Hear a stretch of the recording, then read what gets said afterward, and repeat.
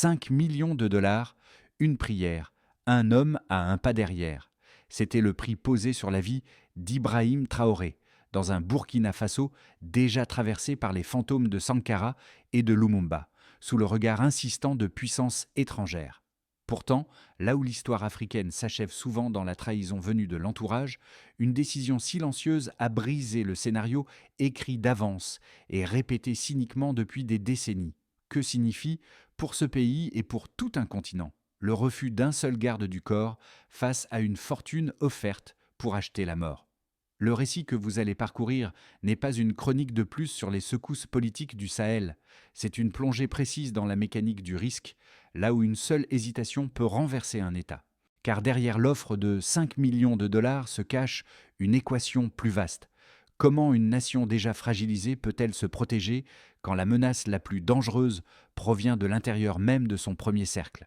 Ce voyage promet de montrer comment une tentative silencieuse, presque invisible, révèle l'architecture réelle de la vulnérabilité d'un pouvoir entouré d'ombres, de pressions croisées et d'intérêts qui dépassent largement son territoire.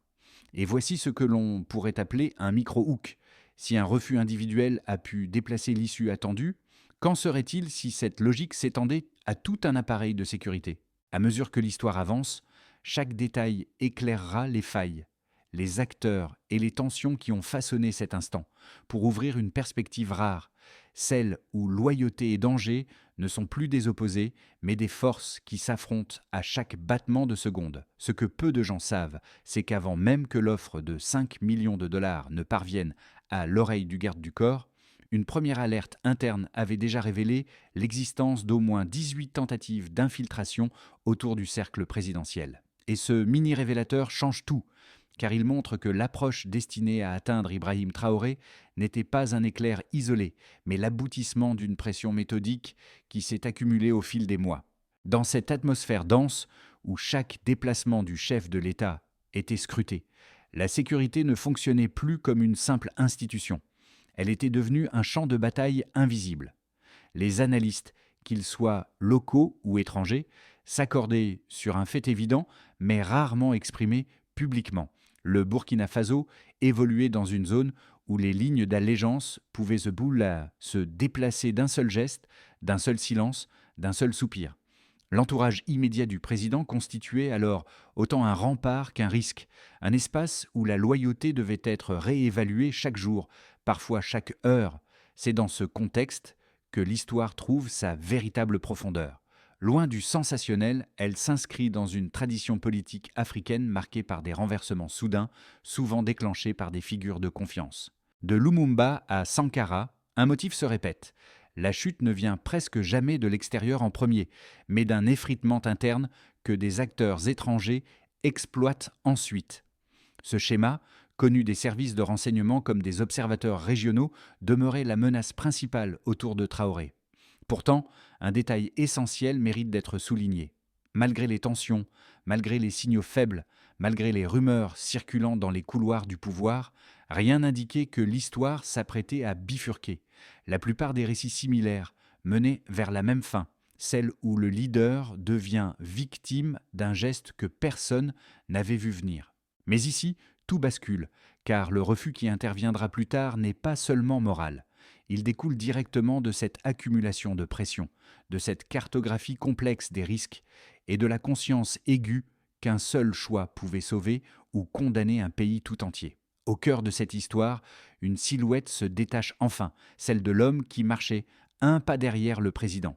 Toujours dans l'ombre, mais jamais en retrait. Ce garde du corps, dont le nom n'apparaît dans aucun registre officiel, n'était pas seulement un agent chargé de protéger une fonction, il était devenu, au fil des années, l'œil silencieux qui percevait ce que les autres ne voyaient pas. Il observait les fatigues discrètes, les moments de recueillement, les instants où la vigilance collective baisse d'un degré presque imperceptible. Dans l'appareil sécuritaire, sa place tenait moins au grade qu'à la confiance accumulée.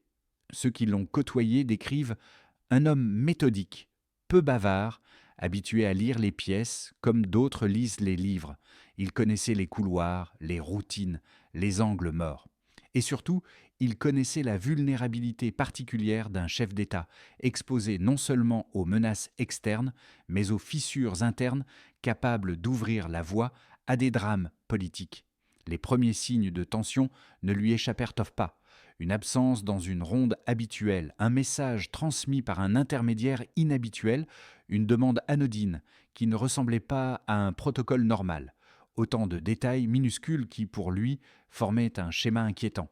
Ce n'était pas encore une preuve, pas encore un complot, mais suffisamment pour modifier ses gestes, ses positions, ses réflexes. Ce changement invisible eut un impact immédiat. Sans le savoir, l'homme devint l'élément stabilisateur d'un système encore fragile. Chaque précaution supplémentaire, chaque repositionnement discret retardait les plans qui se tramaient et complexifiait les trajectoires prévues par ceux qui cherchaient à approcher le cercle présidentiel par des voies détournées. Et voici la question clé.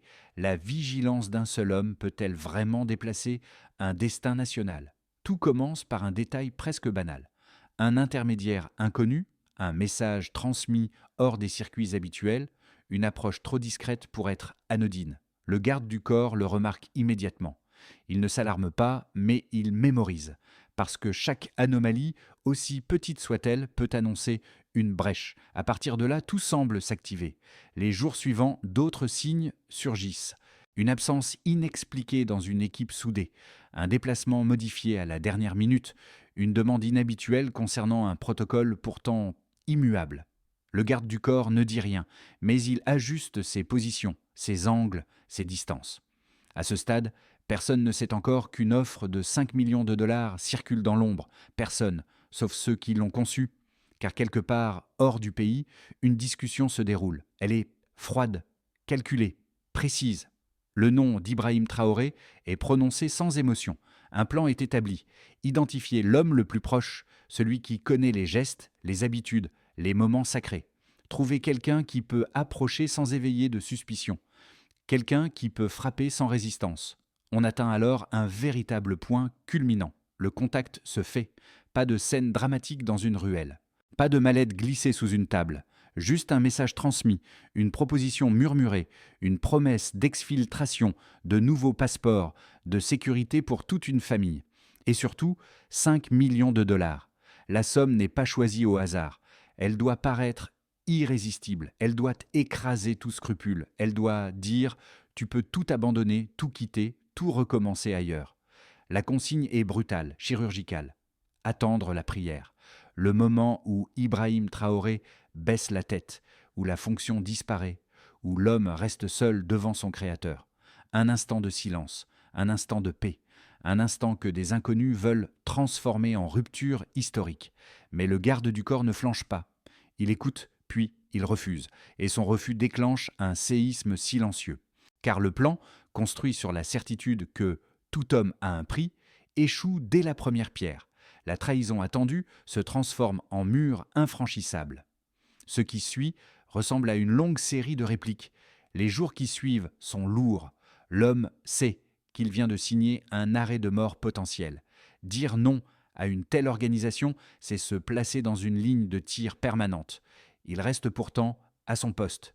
Il ne fuit pas, il ne demande rien, il ne cherche pas à se protéger.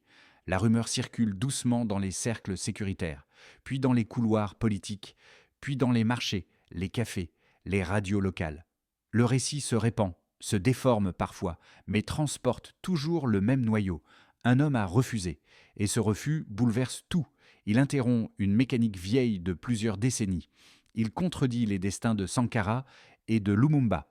Il démontre que la chaîne de trahison, souvent décrite comme inévitable, peut être brisée par la décision d'un seul individu. Il prouve que le pouvoir ne tombe pas toujours de l'intérieur. Le pays respire autrement, comme si une convergence invisible venait de se rompre, comme si une trajectoire fatale venait d'être déviée d'1 millimètre. Et parfois, 1 millimètre suffit à sauver une nation. Pour comprendre la portée réelle du refus du garde du corps, il faut quitter l'émotion pour entrer dans la mécanique froide des chiffres. Car derrière cette scène intime, presque silencieuse, se déploie une structure de risque qui avait atteint un niveau rarement observé dans l'histoire politique récente du Burkina Faso. Les services internes avaient déjà recensé, avant l'affaire, une série d'incidents suffisamment significatifs pour établir une ligne de base. Et c'est à partir de cette base que le delta, l'écart provoqué par la loyauté d'un seul homme, peut être mesuré avec précision. Premier chiffre, 18 tentatives documentées de pénétration ou de déstabilisation. Elles représentent le socle du danger, un volume qui témoigne d'une pression continue sur les cercles rapprochés du pouvoir. C'est un indicateur qui montre qu'un seuil critique avait déjà été franchi. Deuxième chiffre, 3 niveaux d'accès internes, identifiés comme vulnérables. Le premier concerne la logistique quotidienne, le second, les mouvements non annoncés, le troisième, les moments de vulnérabilité rituelle comme la prière. Chacun de ces niveaux constitue une porte distincte ouverte à l'influence ou à la manipulation. Troisième chiffre, 1 minute 40 secondes en moyenne, où le président reste immobile lors de la prosternation. Cette durée, calculée sur plusieurs observations, représente la fenêtre exacte pendant laquelle un geste fatal aurait pu être accompli sans alerter les équipes périphériques. Cette temporalité prouve que l'attaque envisagée reposait sur une vulnérabilité réellement exploitable. Ces 3 chiffres permettent d'établir un contraste puissant entre ce qui aurait pu se produire et ce qui s'est réellement produit. Ils décrivent un environnement où la menace ne relevait pas de la spéculation, mais d'une réalité méthodiquement établie par des analyses de terrain. Dans ce cadre, la proposition de 5 millions de dollars n'est pas un caprice extérieur. Elle s'inscrit dans une stratégie calibrée pour exploiter un goulot d'étranglement humain. À partir de la baseline, le delta, l'écart créé par le refus, apparaît nettement. Ce refus a provoqué une rupture immédiate dans la chaîne de risque. Au lieu d'un scénario où l'ennemi externe capitalise sur les fragilités internes, il se retrouve face à une barrière inattendue. Les analystes estiment que si l'offre avait été acceptée, l'attaque aurait présenté un taux de réussite extrêmement élevé. La raison est simple.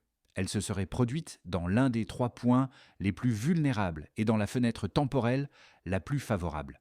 L'impact du refus se mesure alors en couches successives. La première est opérationnelle. Le plan s'effondre. La seconde est comportementale. Les adversaires réalisent clairement que l'axe choisi n'est plus fiable. La troisième est stratégique. Le coût d'une nouvelle tentative augmente brutalement car il faudra reconstruire toute une architecture d'accès et identifier une autre personne à proximité comparable. La quatrième est psychologique. L'existence même du refus introduit un degré d'incertitude dans l'esprit de ceux qui pensaient que l'achat de loyauté restait la tactique la plus sûre. Ainsi, la décision d'un seul homme génère un delta massif dans un système déjà saturé de tensions. La baseline montrait une pente descendante. Le refus inverse cette trajectoire en un geste. Et ce geste, chiffré, analysé, compris, redessine tout un paysage de sécurité. Dans toute affaire de loyauté exceptionnelle, 2 lectures opposées émergent toujours, et chacune mérite d'être prise au sérieux avant d'être confrontée aux faits. La première lecture affirme que le refus du garde du corps relève d'un geste moral individuel, certes digne, mais exagérément amplifié par le récit public. Selon cette perspective, les institutions de sécurité auraient, de toute manière, compensé toute défaillance venue d'un homme isolé. L'appareil global, même imparfait, fonctionnerait comme une véritable coquille protectrice, empêchant qu'un acte solitaire puisse décider du destin national. L'argument semble raisonnable. Aucun État moderne ne repose sur un seul maillon. La seconde lecture, plus sceptique, avance au contraire que la tentative d'achat prouve une vulnérabilité inquiétante. Si un garde du corps a été approché, c'est que l'ennemi connaissait précisément la zone molle du dispositif, là où la loyauté individuelle devient la dernière barrière avant la catastrophe. Dans cette vision, le refus ne révèle pas la solidité du système, mais la fragilité extrême d'une structure où tout peut basculer en quelques secondes. Le salut dépendrait d'un hasard heureux, tomber sur un homme incorruptible plutôt que sur un individu fatigué, hésitant ou endetté. Pour trancher entre ces 2 lectures, les données issues des services internes offrent la clé. Les 18 tentatives observées avant l'affaire montrent que la menace était cumulative, systémique et non théorique.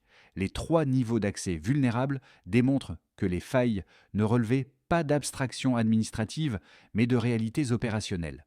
Quant à la fenêtre moyenne d'1 minute 40, elle expose brutalement le point aveugle où aucune institution, aussi organisée soit-elle, ne peut intervenir à temps. Ainsi, la première lecture échoue face aux chiffres. Aucune architecture, même robuste, ne protège dans cet intervalle sacré de vulnérabilité. La seconde lecture se rapproche davantage du réel, mais elle néglige un élément essentiel. Le refus n'est pas un hasard. Il est le produit d'une vigilance construite, d'une lecture précise des signaux faibles, d'une capacité à anticiper ce que d'autres n'ont pas vu. Entre fragilité structurelle et intégrité individuelle, les faits montrent une vérité mixte. L'État tenait debout, mais c'est la décision d'un homme qui l'a empêché de tomber. Tout bascule en silence. C'est à ce moment précis que l'histoire autour d'Ibrahim Traoré change de nature et que la ligne séparant la menace diffuse de la conspiration active devient brusquement visible. Jusqu'ici, le danger semblait abstrait, disséminé, presque théorique. Mais lorsque l'offre arrive réellement entre les mains du garde du corps, la géopolitique cesse d'être une toile de fond. Elle entre dans la pièce, elle respire, elle agit. La révélation centrale n'est pas l'argent, ce n'est pas le complot, c'est la précision, le moment exact, la posture exacte, la distance exacte. Ceux qui ont conçu le plan savaient que la prière offre une opportunité que nulle autre configuration n'égalait. Ils savaient que la tête inclinée du président, le calme du rituel, la suspension du mouvement, créent une zone cérébrale où le corps humain cesse d'anticiper une agression. Et c'est ce choix, frappé dans le sacré, qui dévoile la vraie nature du projet. Il ne visait pas seulement un homme, mais l'équilibre psychologique d'un pays. Une attaque dans un moment de dévotion aurait brisé plus qu'une vie. Elle aurait brisé un symbole que beaucoup, au Burkina Faso, considèrent comme une promesse d'avenir. Cette étape du récit révèle donc ceci. L'ennemi ne voulait pas seulement toucher un leader, mais le repère intérieur d'une nation entière. L'affaire du garde du corps et de l'offre de 5 millions de dollars ne s'arrête pas à un acte individuel. Elle déclenche une vague d'effets concrets, mesurables, dans 4 sphères distinctes. Et chacune révèle comment le refus a modifié l'équilibre national autour d'Ibrahim Traoré. Au niveau national, l'effet de cohésion interne se fait sentir.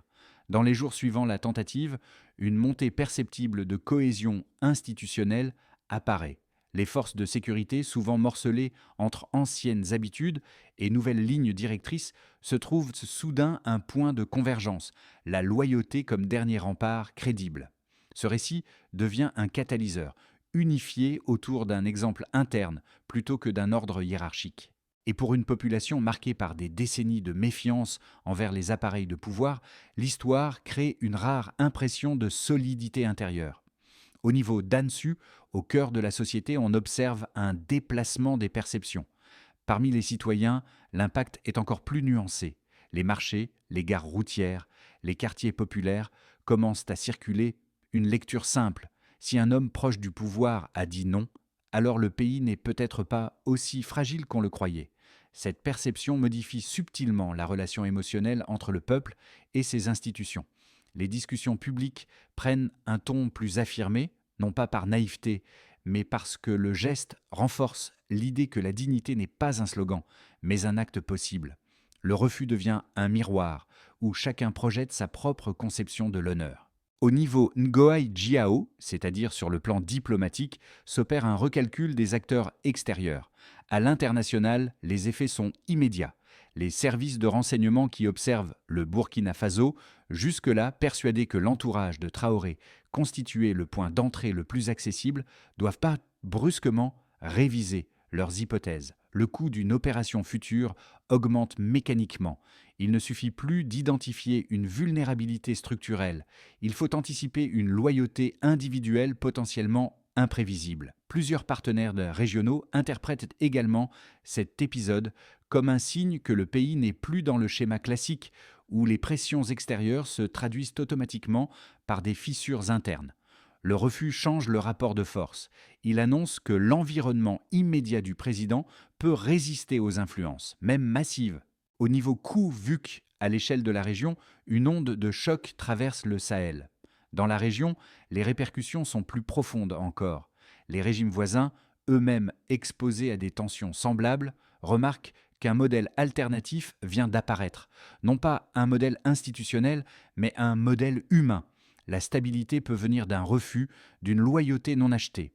Les populations du Sahel, souvent témoins de renversements brutaux initiés par les cercles proches, interprètent de cet épisode comme une rupture symbolique avec la logique de trahison interne.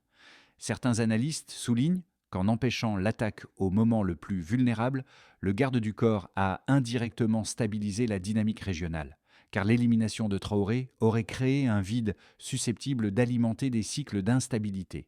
Au croisement de ces 4 niveaux, une conclusion se dessine. Le refus ne change pas seulement le destin d'un homme, mais réoriente les lignes de tension d'un pays et, dans une certaine mesure, celle d'une région entière. À partir de l'événement déclencheur, le refus d'un garde du corps face à une offre conçue pour fracturer le cœur même du pouvoir, 3 trajectoires plausibles émergent pour les 6 à 12 prochains mois. Elles reposent sur l'évolution des rapports internes, la capacité du pays à absorber les tensions et la réaction des acteurs extérieurs qui observent chaque mouvement avec une attention soutenue. Dans un premier scénario, le plus probable, celui de la consolidation prudente, le système sécuritaire renforce ses procédures sans rupture brutale. Les équipes se réorganisent autour de standards plus stricts concernant la sélection, la rotation et la surveillance des personnels sensibles.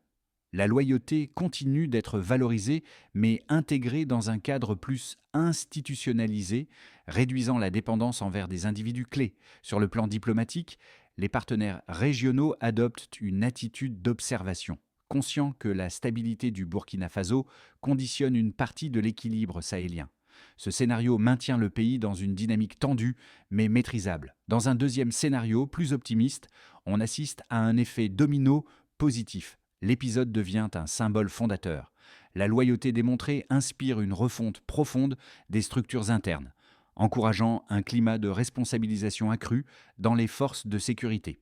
La population, touchée par la dimension morale de l'affaire, renforce son soutien aux institutions, générant une forme de stabilité populaire qui limite les fenêtres d'influence extérieure. Dans ce contexte, certaines tensions régionales se résorbent légèrement.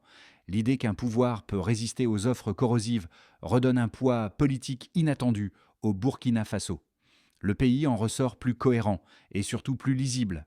Dans un troisième scénario, plus pessimiste, une reconfiguration agressive des acteurs hostiles se met en place. Les groupes ou puissances qui ont échoué une première fois reviennent avec des stratégies plus complexes. Plutôt que de cibler un individu central, ils cherchent à exploiter les maillons moyens, logistique, administration, conseillers, relais locaux. La pression augmente, les incidents se multiplient et l'accumulation finit par réduire l'avantage psychologique obtenu par le refus initial. La stabilité devient fragile, oscillant au rythme des influences extérieures qui se recomposent. Vient ensuite ce que l'on pourrait appeler une recommandation de pensée, sans prétention de prédiction. Pour naviguer entre ces 3 trajectoires, une règle mentale s'impose. Évaluer chaque événement, non pas pour ce qu'il paraît isolément, mais pour ce qu'il révèle des dynamiques invisibles qui l'entourent. Il existe un moment dans chaque récit politique où l'histoire cesse d'être un simple événement national et commence à toucher directement ceux qui la lisent, la vivent ou l'observent à distance. L'affaire du garde du corps entre précisément dans cette catégorie. Elle ne parle pas seulement d'un pays, d'une tentative ou d'un refus. Elle parle de ce que chacun projette sur ses gestes silencieux. Et c'est là que 3 groupes distincts, que vous en fassiez partie ou non, ressentent l'impact de manière différente. Pour ceux qui vivent au Burkina Faso, la portée est intime. L'histoire d'un homme disant non à la corruption en un moment où le pays traverse des tensions multiples agit comme une injection de cohérence morale. Ce n'est pas un conte idéaliste, c'est une preuve que le quotidien peut encore produire des actes de droiture. Ce groupe y voit un rappel que la stabilité n'est jamais abstraite. Elle naît dans les gestes que personne ne voit, mais dont tous dépendent.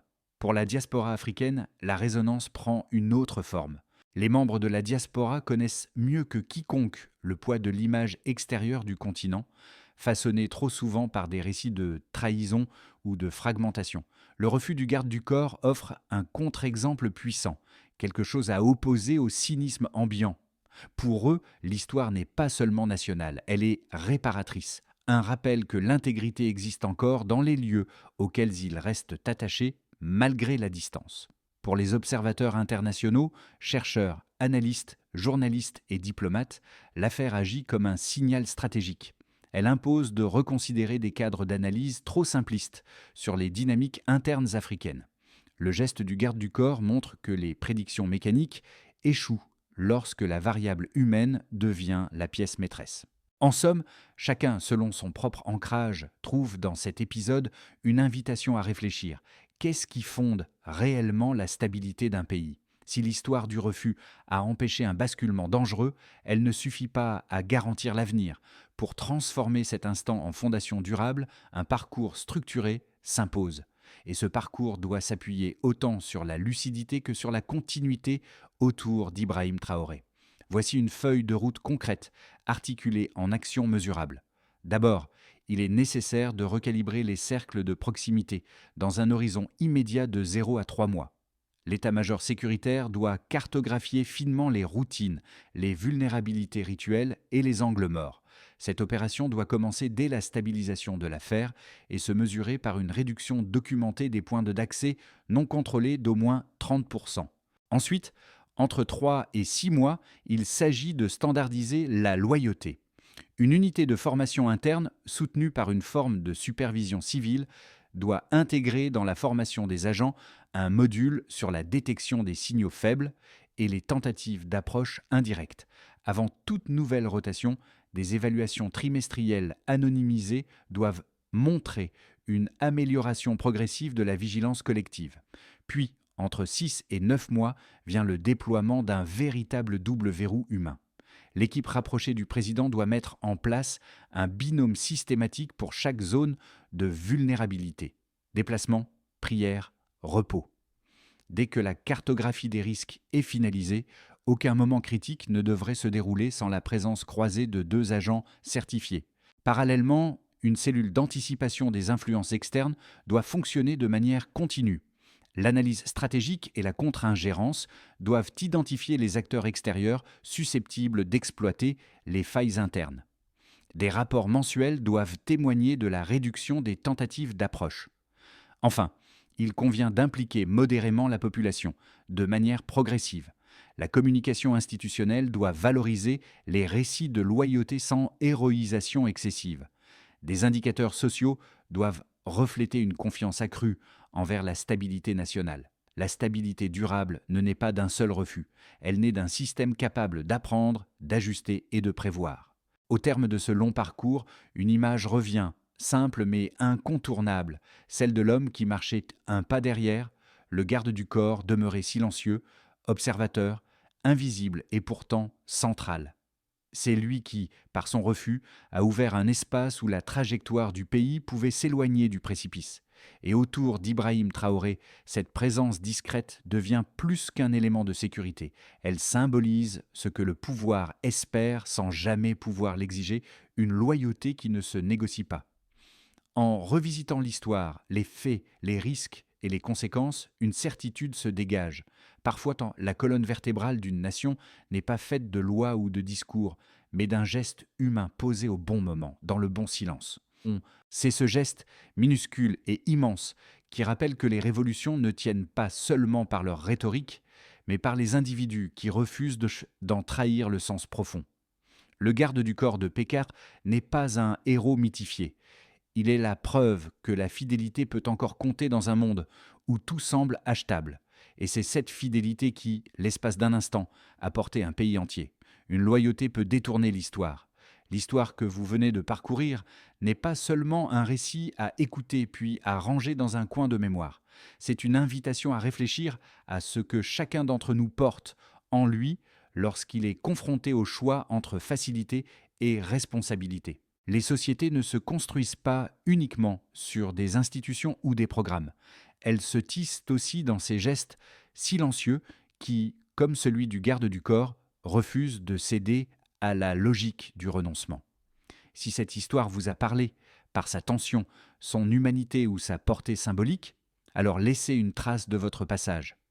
Partagez votre point de vue, votre ressenti ou votre interprétation. Chaque commentaire devient une manière d'étendre la conversation au-delà de cette page, d'enrichir le regard collectif et de maintenir vivante la question essentielle. Qu'est-ce qui fait tenir un pays debout ? Vous pouvez également vous abonner si vous souhaitez poursuivre ce type de réflexion, non pas par simple habitude, mais pour participer à un espace où la nuance a encore une place et où les récits éclairent autant qu'ils interrogent.